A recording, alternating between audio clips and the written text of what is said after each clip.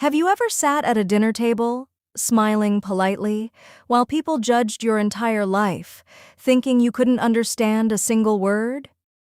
3 days before my wedding, that happened to me. My name is Emma Brooks. I'm 22 years old.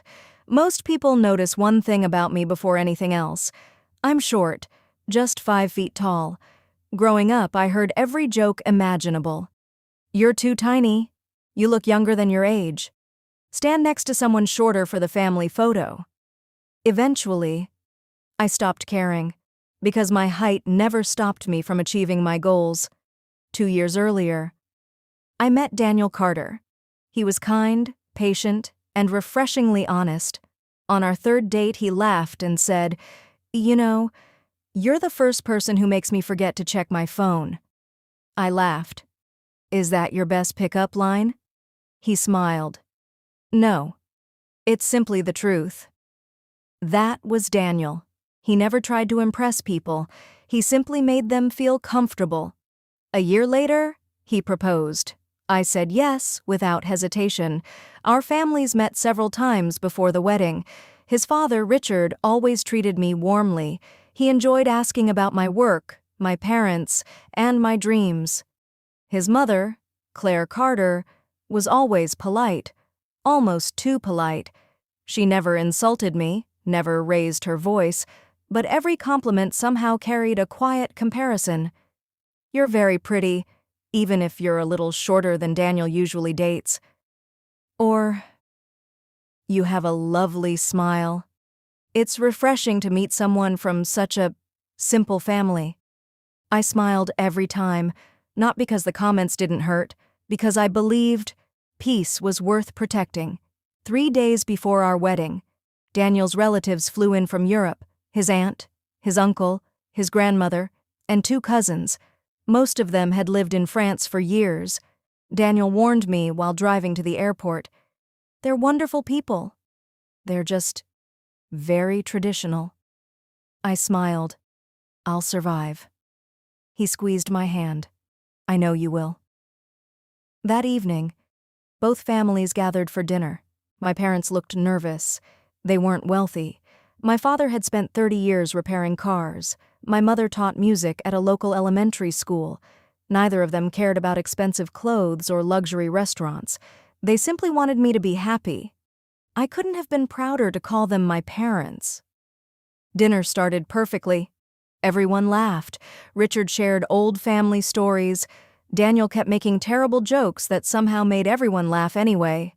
Then, the conversation slowly changed. Claire looked toward her sister. She smiled, and without warning, they switched to French. Daniel didn't react. He only whispered, "They always do this when they get excited." I nodded quietly, because unlike everyone else at that table, I understood every single word. And the very first sentence I heard made my heart stop. I kept my smile. I lifted my glass and pretended I was listening to the conversation happening in English. Inside, I was listening to something completely different. Claire looked at Daniel's aunt and quietly said in French, "She's much shorter than I expected." Her aunt chuckled. "Daniel has always had strange taste." A few people around the table laughed softly. My fingers tightened around my fork. I reminded myself, maybe they'll stop. Maybe I'm overreacting. They didn't stop. Claire glanced toward my parents. My father was proudly telling Richard about restoring an old Mustang with his students. He looked genuinely happy. Claire leaned closer to her sister. "Look at her father. A mechanic." Daniel could have married into a much more established family. Her sister nodded. "At least the girl has good manners." That almost makes up for it. Almost. That single word stayed in my mind. I looked across the table at my mother. She was laughing at something Daniel had just said. She had absolutely no idea that she was being judged, not for who she was, but for where she came from. I felt my chest tighten. Daniel smiled at me. "You okay?" I forced a small smile. "Yeah, just listening." If only he knew what I was actually listening to. The waiter served the main course. For a few minutes, the French conversation stopped. I almost felt relieved. Then Claire spoke again. This time, her voice was even quieter. "I still think he'll regret this marriage." Her aunt asked, "Why?" Claire answered without hesitation. "Because love fades. Family doesn't. And she will never truly fit into ours." I looked down at my plate. Suddenly, I wasn't hungry anymore. Everything on the table looked beautiful, the candles, the flowers, the crystal glasses, yet somehow, the room felt cold. Then came the sentence that hurt the most. Claire looked directly at my parents. She smiled politely, while saying in French, "They seem like nice people." But being nice has never been enough. Status matters. Daniel deserves someone who elevates this family, not someone the family has to carry. For a second, I couldn't hear anything else. My mother was thanking the waiter. My father was smiling. Neither of them realized their dignity was being discussed like a business transaction. I slowly reached for my water, took a sip, set the glass down. I could have stayed silent. For Daniel, for the wedding, for peace.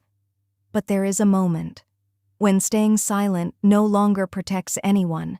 It only protects disrespect. I quietly placed my fork on the table. The soft sound of metal against porcelain echoed louder in my ears than anyone else's. I looked up, still smiling, still calm. Then, I spoke. Not in English, in perfect French. "I've been listening carefully all evening." The entire table froze. The room went completely still. Even the waiter stopped walking. Every pair of eyes turned toward me. Claire slowly looked up from her plate. Her confident smile disappeared. I met her eyes and continued in calm, fluent French. "I've been listening carefully all evening, and I understood every single word." Nobody moved. Nobody spoke. Daniel blinked in confusion. "What?" He looked from me to his mother, then back at me. "You speak French?" I turned toward him and smiled gently. "Yes. I studied in France during college. I lived there for almost a year. I just never thought it was something important enough to mention." Daniel stared at me in complete disbelief. "You never told me." I nodded. "You never asked." For a brief moment, there was almost an awkward laugh. Then everyone remembered what had just been said. Claire cleared her throat. Her voice was noticeably quieter now. "You misunderstood." I looked at her calmly. "No, I understood perfectly. You talked about my height. You questioned my family. You said Daniel deserved someone better. You said my parents weren't good enough."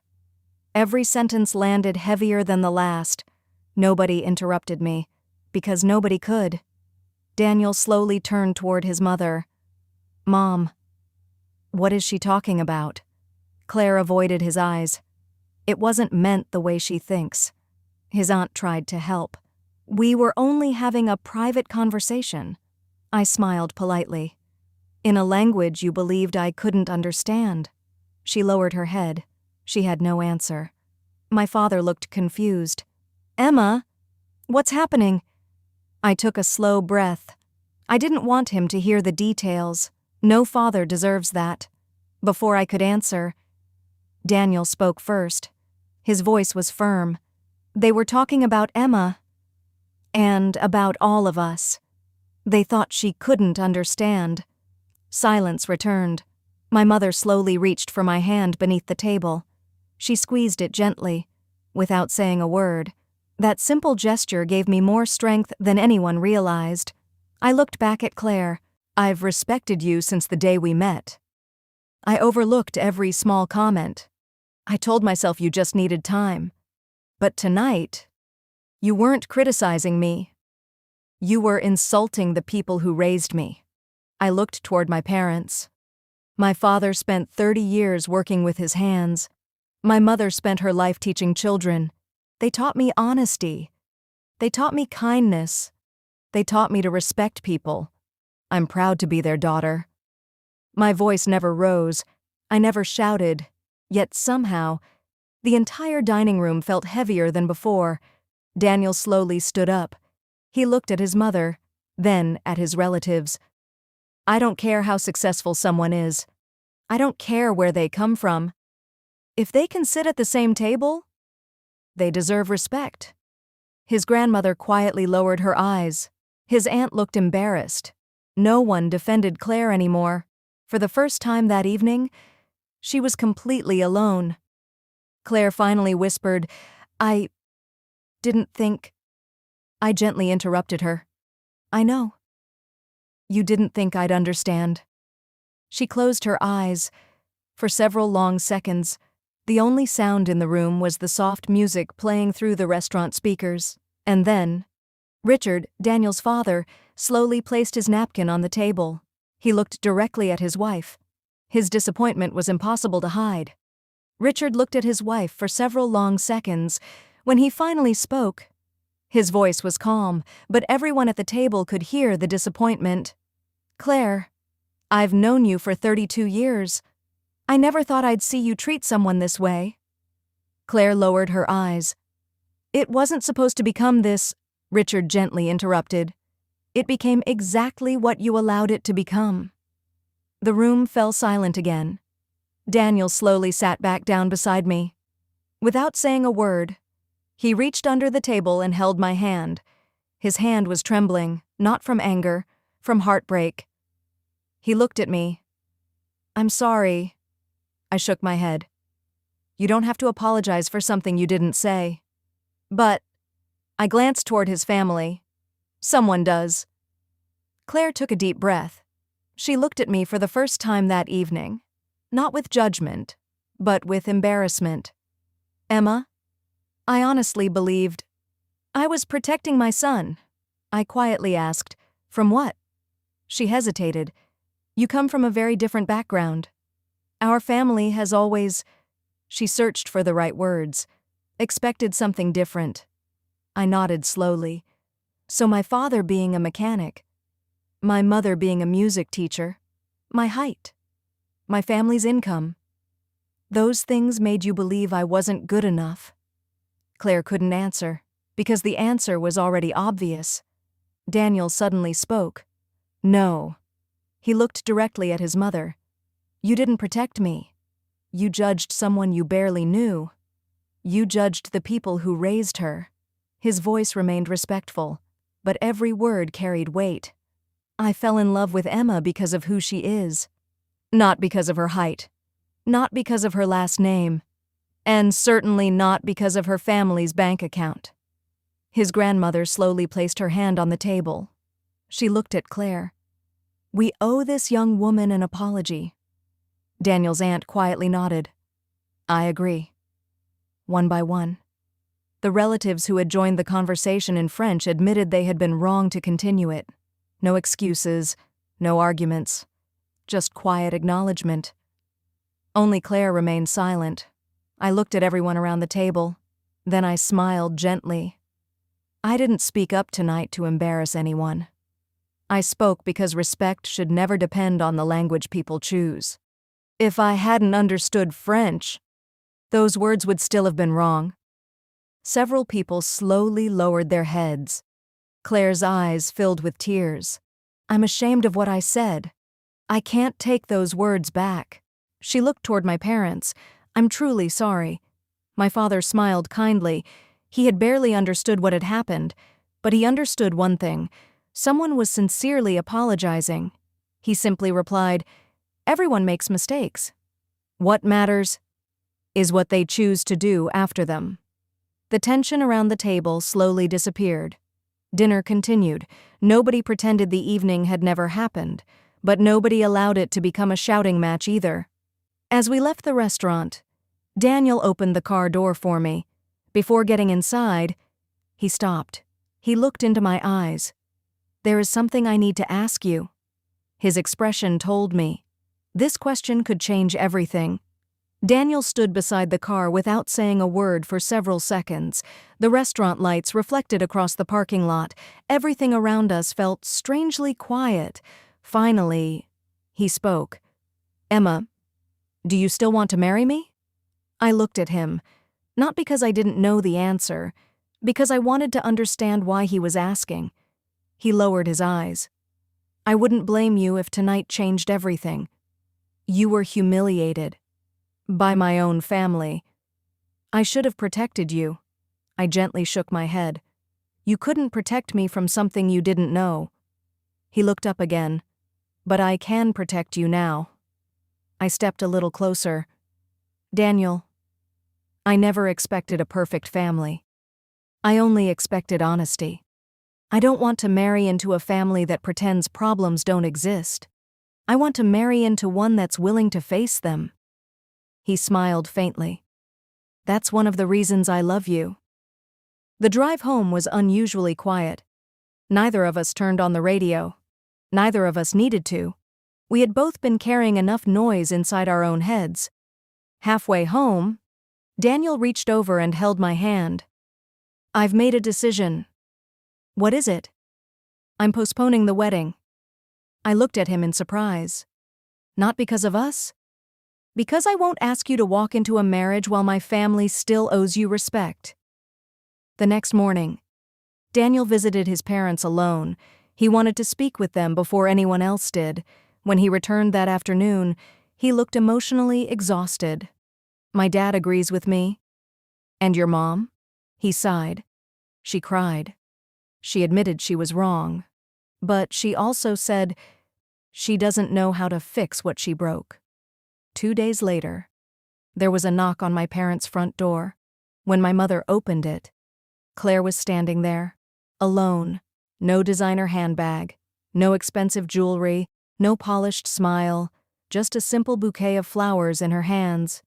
She looked nervous, almost frightened. My father welcomed her inside without hesitation. Claire stood in our living room for a long moment before speaking. "I didn't come here to defend myself. I came because I owe all of you an apology." She turned toward my parents. "I judged your family without ever trying to know you. I confused success with worth. And I was wrong." Then she looked at me. Her voice became quieter. "Emma, you showed more dignity in one evening than I showed in months. I hope one day you'll be able to forgive me." Tears filled her eyes. Not dramatic tears. The quiet kind that appear when someone finally accepts responsibility. I remained silent for a moment. Then I answered honestly, "I can't pretend last week never happened. But I also don't want one terrible evening to define the rest of our lives. Forgiveness takes time. But today, I'm willing to take the first step." Claire nodded. She understood. Forgiveness wasn't something she could ask for. It was something she would have to earn. 3 months later, Daniel and I stood together at the altar. This time, there were no secrets, no whispered conversations, no hidden judgments, only family. Before the ceremony began, Claire quietly walked over to my parents. She hugged my mother first, then shook my father's hand. "I hope, from today forward, we become one family." My father smiled warmly. "We already are." As I walked down the aisle, I realized something. Sometimes, the strongest families aren't the ones that never make mistakes. They're the ones willing to admit them, learn from them, and choose love over pride. When Daniel took my hand, I smiled. Not because everything had been perfect, but because, together, we had chosen respect.